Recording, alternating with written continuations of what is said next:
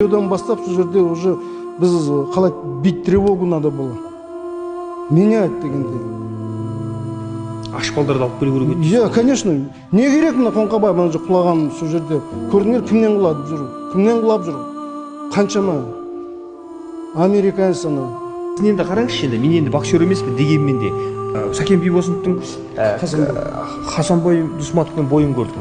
Бір орында тұрып алды аға, бір орында. Неге аяқ қоспайды? Данияр Елеусінов сияқты стиль қайда бізде қазір? Енді айтып отырмыз ғой. Бәрі контратакада. Бұл жерде айтып отырмыз ғой. Сен қалай айтсақ, если ты наелся деді ғой уже. Тойып алсаң, не қалай қимылдау?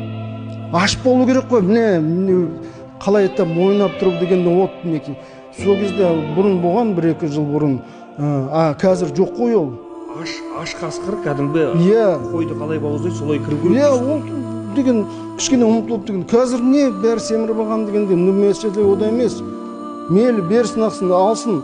Но подводка дейміз бізде. Подводка деген балаларды қалай келтіру мына жерге.